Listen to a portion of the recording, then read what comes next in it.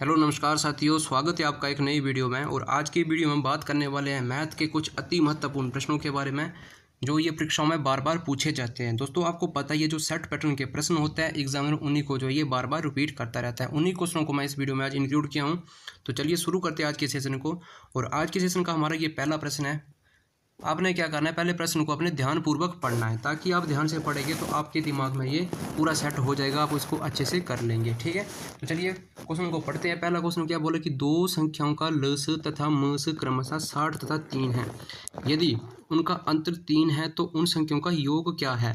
दोस्तों मैं आपको एक बात बोलना चाहूँगा, ठीक है, आप चाहे किसी भी एग्ज़ाम की तैयारी कर रहे हो, आपके लिए जो है बहुत ही हेल्पफुल रहने वाला है। आप चाहे भारत के किसी भी कोने से हो, आपके ये एग्ज़ाम में हेल्पफुल रहने वाला है।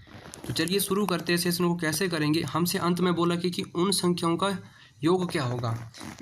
हमसे पहले बोला है, देखिए लस, लस मीन्स लघुत्तम समावर्ती, मस मतलब महत्तम समावर्ती, लस को बोलते हैं LCM, LCM means least common multiple, और मस एचसीएफ बोलते हैं, एचसीएफ मतलब हाईएस्ट कॉमन फैक्टर। अब एक बात को ध्यान से आप सुन लीजिएगा, जो ये लस लघुत्तम समावर्ती होते हैं, ठीक है, और जो ये मस होता है, मस क्या करता है, एलसीएम को डिवाइड कर देता है, हो जाता है। ठीक है, तो डिवाइड जब करेंगे, डिवाइड मतलब भाग हो जाता है। ठीक है, ध्यान से देखिएगा। तो हम इसको क्या करेंगे, देखो हमारे पास एलसीएम कितना दिया हुआ है, एलसीएम दिया हुआ है हमारे पास 60। ठीक है, 60 हमारे पास ये एलसीएम दिया हुआ है।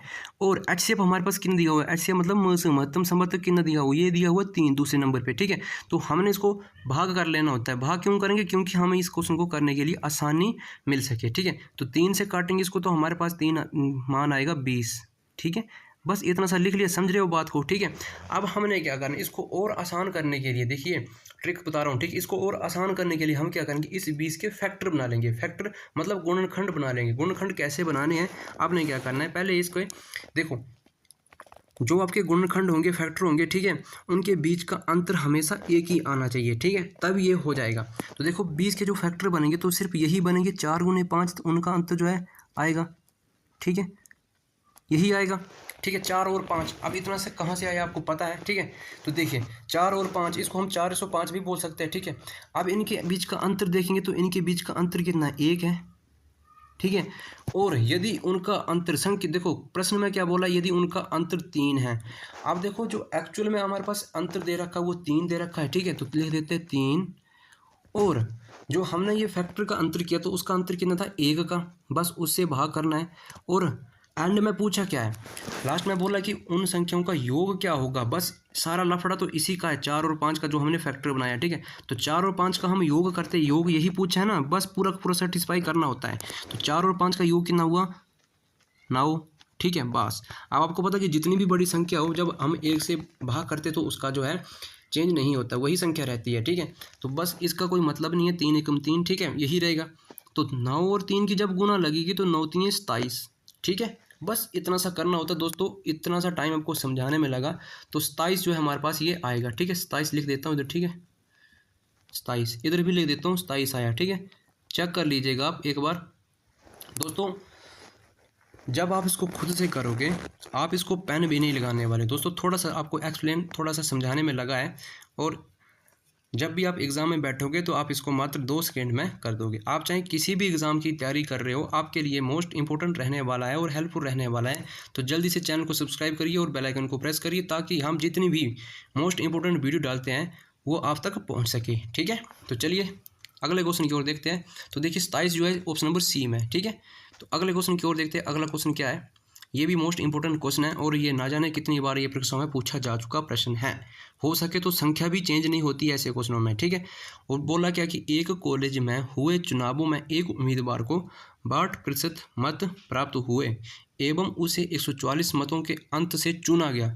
144 मतलब अंतर से चुना गया। ठीक है, तो डाले गए मतों की कुल संख्या कितनी थी।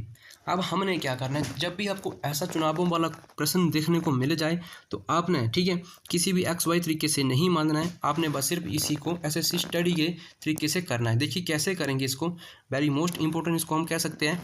देखिएगा, अब आपको पता कि जब भी चुनाव होंगे, अगर देखिएगा प्रतिशत की बात हो रही है, अगर उसमें से हम 20% लेते हैं, ठीक है, तो किससे लेंगे, 100 से लेंगे ना। प्रतिशत खुद में कितना होता है, 100 होता है। तो बताने की ज़रूरत नहीं, आपको बार बार बताता हूँ मैं। अगर एक ने उम्मीदवार को देखिए 62% ये मत ले लेता है, ठीक है, देखिएगा 62% अगर ये मत इसने ले लिए, ठीक है। अगर कुल हमने माने थे 100, लिख देता हूँ समझाने के लिए जस्ट लिख रहा हूँ, ठीक है। ये 100, इस 100 में से अगर इसने 62 ले लिए, ठीक है, तो बचे कितने, बस सिर्फ समझाने के लिए लिख रहा हूँ। आपने सिर्फ देखना है, ठीक है। आपने इसको बस सिर्फ देखना है, बाकी कुछ नहीं करना है, समझाना मेरी गारंटी आपको। देखिएगा तो बचे कितने, 38% बच जाएंगे उसी 100 में से। बस इसी तरीके से करना है, बस कोई फार्मूला नहीं लगाना, ना एक्स मानना है वाई मानना है, बस, ठीक है। अब अगर देखो एक ने ले लिए 62%, एक ने लिए 38%, तो इतना तो क्लियर हो रहा है, जो ये 62 वाला ये जीत रहा है और 38 वाला ये हार रहा है, ठीक है। और अब एक बात और करनी है, इनका अपना डिफरेंस चेक करना है, कितने का डिफरेंस है। अगर 62 में से हम 38 माइनस कर देते तो हमारे पास बचता है 24, ठीक है। इतनी सी बात। अब 24 का अंतर आया तो देखिएगा प्रश्न में बोला गया कि 144 मतों के अंतर से चुना गया, ठीक है। तो बस 144 ये किसके बराबर है, मतलब ये भाग होगा किससे, जो ये 24 है, ठीक है।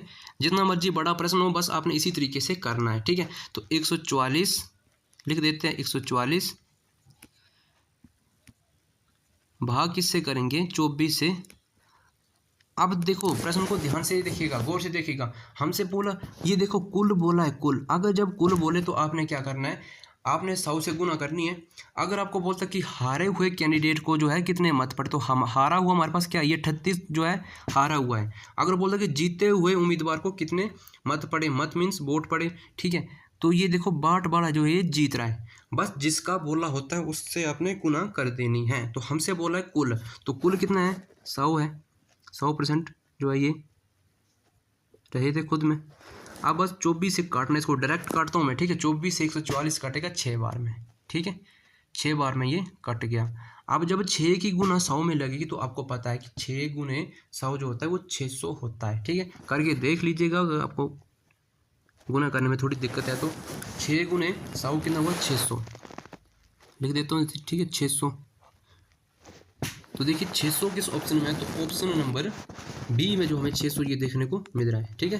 दोस्तों आप चाहे भारत के किसी भी कोने से हो, आप चाहे किसी भी एग्ज़ाम की तैयारी कर रहे हो, आपके लिए हेल्पफुल रहने वाला है। दोस्तों मैं आपको बार बार बोलता हूँ, बस सब्सक्राइब करने में कंजूसी ना करें, ठीक है। आपने बस इस प्रश्न को देखना है, बाकी समझाना जो है मेरी गारंटी आपको, ठीक है ना। तो चैनल को सब्सक्राइब कर लीजिए और शेयर भी कर लीजिए, लाइक भी कर दीजिएगा एक। तो अगले क्वेश्चन को देखते हैं, अगला क्वेश्चन क्या है।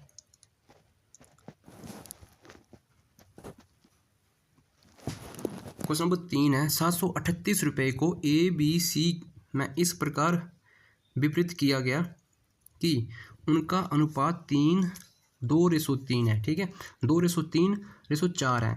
तो उनमें B का हिस्सा कितना है। बी का हिस्सा हमने बताना है, बस कुछ नहीं करना। जब भी आपको ऐसा प्रश्न देखने को मिल जाए, आपने एक्स वाई कुछ नहीं मानना है, ना आपने डरना है, ठीक है, कुछ नहीं करना। आप चाहे किसी भी एग्जाम की तैयारी कर रहे हो, बस कुछ नहीं करना है, सिर्फ देखना है, सिर्फ देखने का काम रखना है, बाकी कुछ नहीं। वीडियो को तो आप देख सकते हो कैसे मैं इसको करवाऊंगा। देखिए कुल जो रुपये होते हैं हमारे पास, आपने पहले वो लिख लेने हैं, ठीक है। जो कुल रुपये होते हैं वो कितने, 738 रुपये है, ठीक है, 738 रुपये जो हमारे पास ये कुल है। अब देखो हमारे पास ये अनुपातों में दिए हुए ना, ठीक है, 2-3, उनका अनुपात कितने हुआ, 2-3-4।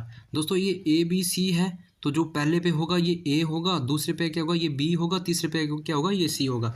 बस आपने इन तीनों को जोड़ देना है और ये जो 738 है इससे भाग कर लेना है। भाग करने से क्या होगा, हमें 1% की वैल्यू पता चल जाएगी, ठीक है। इसका हमें जो है 1% का मान पता चल जाएगा। अगर 1% का मान हमें पता लग गया तो हमने ये क्वेश्चन कर लिया, ठीक है। अब देखिए जब हम 2-3-4 को जोड़ेंगे तो 2-3-5, 5 और 4 कितने होते हैं, 9 होते हैं। बस लिख देते हैं 9। और अंतिम में हमसे पूछा क्या कि B का हिस्सा कितना है। तो दोस्तों देखिए कि B हमारे पास कितना है। बस अगर हमसे B का हिस्सा पूछे तो हमने B से गुना करनी है, अगर हमसे A का हिस्सा पूछे तो हमने A का हिस्सा गुना करना है, ठीक है। अगर C का पूछे तो C से गुना करना था, ठीक है। तो चलिए करते हैं गुना। फिर पूछा क्या है कि B का हिस्सा, तो B हमारे पास कितना है, ये है 3। दोस्तों कितना ये बड़ा प्रश्न था, हमने सिर्फ क्या किया, एक लाइन में सिर्फ आपको दोस्तों इतना टाइम आपको समझाने में लग रहा है, थोड़ा सा एक्सप्लेन करने में लग रहा है।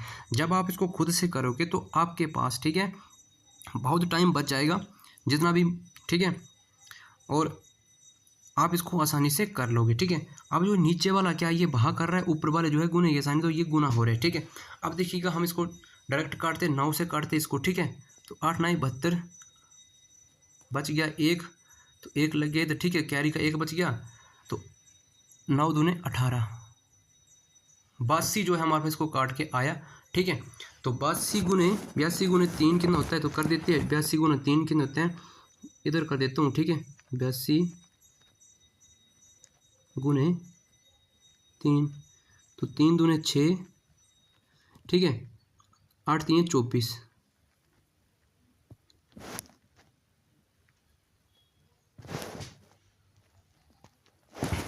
$246।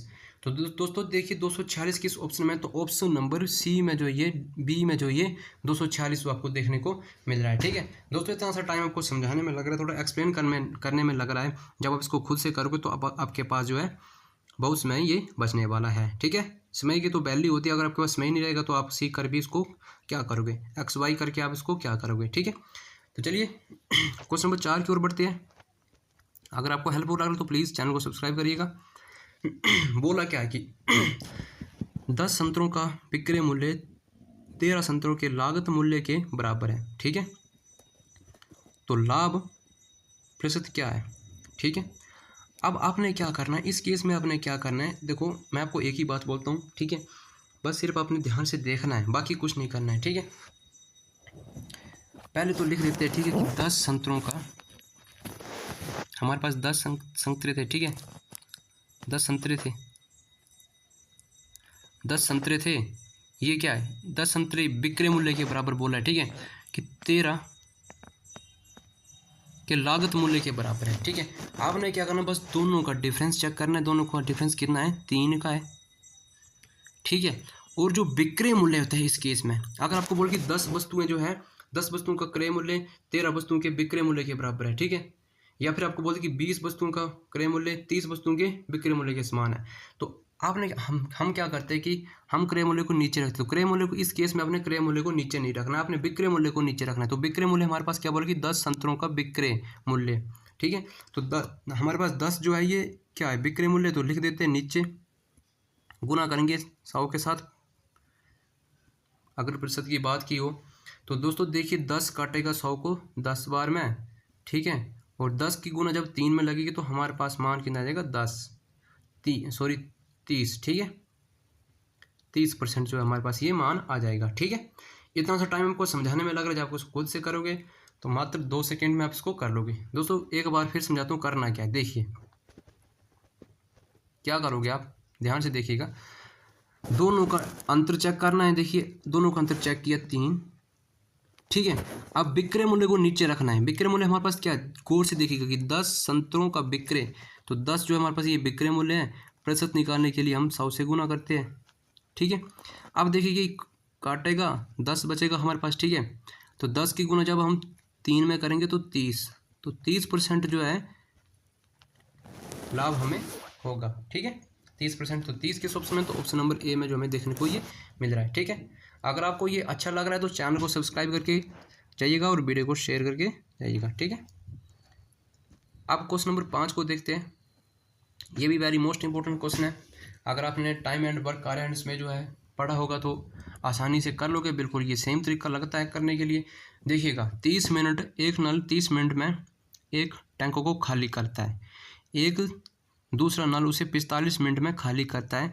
यदि दोनों नल साथ खोल दिए जाए तो टैंक खाली करने में कितना समय लगेगा। हमने क्या करना है, पहले हमने जो है एक टैंक है, उस टैंक के माप का पता करना है कि वो टैंक जो है कितने माप का है। देखिएगा हम मान लेते हैं ए नल या बी नल, ठीक है। हम नल को नाम देते हैं ए और बी, 2 नल है, ठीक है। तो ए को ये भर रहा है कितने मिनट में, ये भर रहा है 30 मिनट में। और बी नल को देखते हैं तो बी नल ये भर रहा है 45 मिनट में, ठीक है। अब कुछ नहीं करना है, आपने दोनों का पहले एलसीएम लेना है, ठीक है। अब देखो अगर आपको एलसीएम लेना नहीं आता है तो आपने क्या करना है, ठीक है। देखिएगा ये 45 है, ठीक है।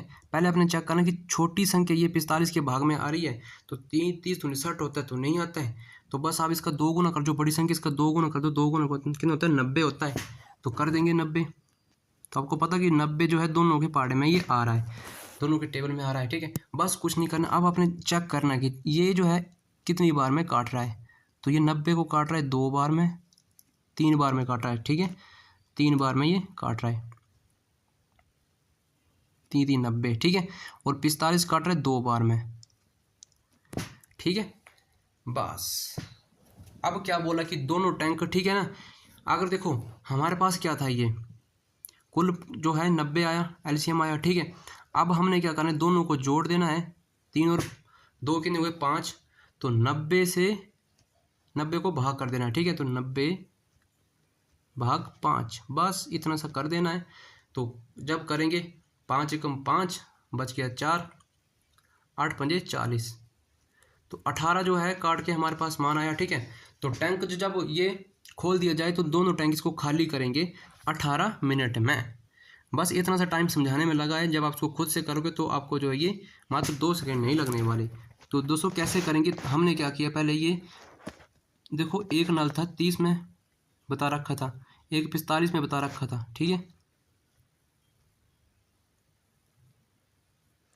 अब हमने क्या किया, दोनों का एलसीएम लिया, एलसीएम कितना आया 90 आया, ठीक है। अब देखिए कि 30 जो है कितनी बार में भाग हो रहा है, तो 3 बार में, 45 2 बार में, बस सिर्फ दोनों को जोड़ दिया, दोनों खाली 2 खाली करे थे 5, तो 18 पंजे 90, तो बस 18 मिनट जो हमारे पास ये मान आ रहा था, ठीक है। दोस्तों मैं आशा करता हूँ कि आपको ये अच्छे से समझ आ गया हो। अगर आपको अच्छे से समझ आ रहा है तो चैनल को सब्सक्राइब करिए और वीडियो को शेयर करिए, बेल आइकन को प्रेस करिए ताकि आने वाली वीडियो की नोटिफिकेशन आप तक पहुँच सके। तो मिलते हैं अगले दिन किसी अच्छे से सेशन में। जय हिंद, जय भारत।